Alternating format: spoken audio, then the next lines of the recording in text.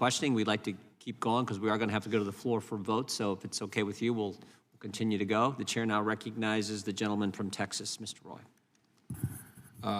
Thank the witnesses. Thank you for being here. A couple of questions, particularly for the students, and appreciate you all being here. Have any of the three of you ever, in any meaningful way, received support from the Department of Education to perpetuate your viewpoints on campus to the best of your understanding? I have not received any supporting sentiments from them, no. Yeah. Ms. Jordan? I have not received sentiments either. Ms. Silverstein? I as well have not received any.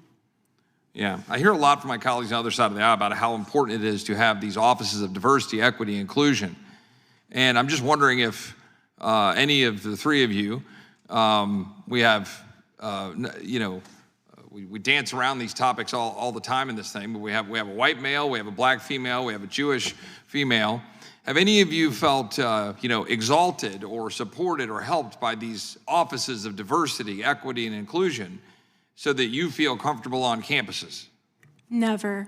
Actually, so the story I was telling earlier about how I was doxxed in a group chat of over 800 students, those were all black students. It was a group chat for black people on campus. And at the time of my involvement as secretary of Young Americans for Freedom, I served as the first-year representative on the Black Student Union, which is an organization within the Afro House, which is a part of the DEI organization department within our school, and they requested my removal. And they had a meeting for that, and they said if I did want to continue being on the board, I'd have to have a discussion with the executive board and their director on how black students can have different viewpoints. I decided to discontinue my position because I felt like that's unnecessary. You shouldn't have to have a discussion on how people can have different viewpoints because that's common knowledge. Ms. Silverstein, anything to add? Yes, I would just like to point out that I've only been at Cornell for about a year and a half now, and this problem far exceeds my time at Cornell. It has been a persistent problem on college campuses for many, many years. My brother attended the university about 5 years ago, and swastikas were posted outside of his dorm. Following the Tree of Life synagogue shooting a few years ago, 3 swastikas were found within 9 days on campus. And then we're seeing this happening now. The university do anything about that? The university issued what was, in my opinion, a weak response. And clearly it is evident that it was weak as it has persisted on campus and nothing is being done to stop these hateful symbols from being spread around campus. Ms. Silverstein, quick question for you and a question for the three of you. So I have this concern right now that I believe that we've got a world in which students fear disagreeing with professors, but don't feel afraid for calling for the eradication of Jews, for example. Now, there might be some free speech lanes that are wide enough to have some very hateful statements made, and I certainly support a very wide lane of tolerance with respect to free speech in the First Amendment. But the point here is something a little bit different, because all of us who have gone to law school and have studied the whole idea of yelling fire in a crowded theater, right? That we all get that there are some limits to speech. Now, I fully associate myself with the remarks of the gentleman from California, Mr. McClintock, in our need to defend free speech. But I feel like there's something that we are not talking about here that's actually at the center of all this while we just go around the barn saying the same stuff over and over again.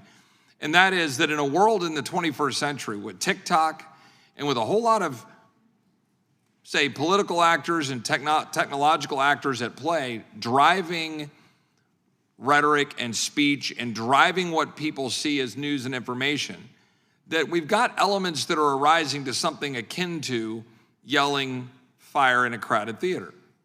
I'm looking at TikTok data over the last week, and I'm seeing a massive ramp up of the stand with Palestine versus the stand with Israel. This is not accidental. That's not just something that just materializes.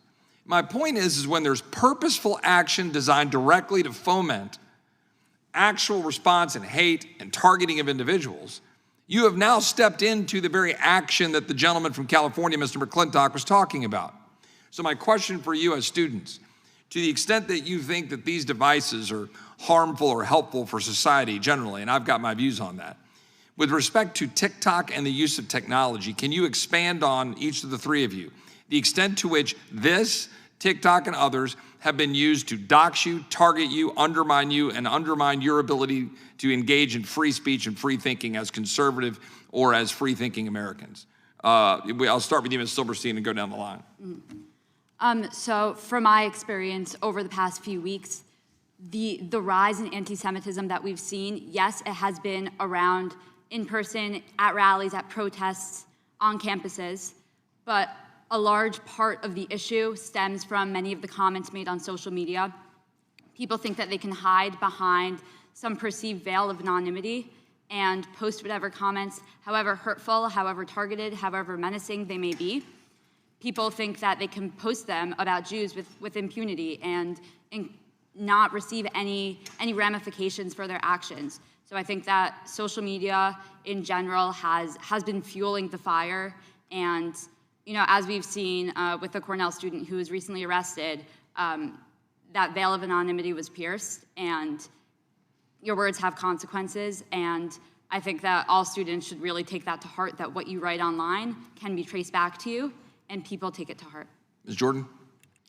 Yeah, I feel like technology usage is a double-edged sword, because on one aspect, you can connect with people, especially like-minded people, but that can also be dangerous because it can create a mob mentality, like the experience I've discussed repeatedly.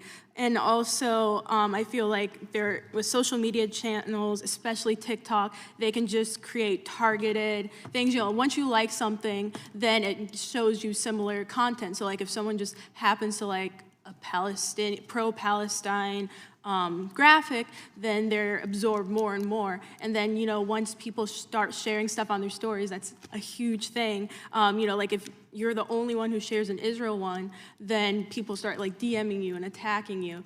And it's like a lot of fear, because it's like, are you scared to lose friends and followers? Do you want to stand up for what you believe in? And then that kind of translates to like, being physically involved in groups and organizations on campus. There's like so much fear kind of what you share online. Like, should you have which side's flag should you have in your bio? Things like that are like hotly discussed. And also I feel like a lot of people use online to like kind of organize too, which in one aspect, you can, kind of see what they're up to and what they plan to do to your event, because that's where we find that a lot of people want to protest our conservative events, but also, it makes them gauge a larger community, honestly, of hate. And it's just, I don't know, it's a very hard thing to kind of have discretion over, kind of knowing, what's right, what should be allowed, what shouldn't be. And then kind of in general, it's very, very divisive. Thank you. Real quickly, Mr. Gridziak, we're way over time, but if you would answer it really quickly. Mr. Chairman, isn't time? Yeah. I would certainly like to echo many of Ms. Jordan's sentiments about social media opening up the door to conflicting thoughts. And of course, there's no debate that it certainly does open up to more speech. However, yes,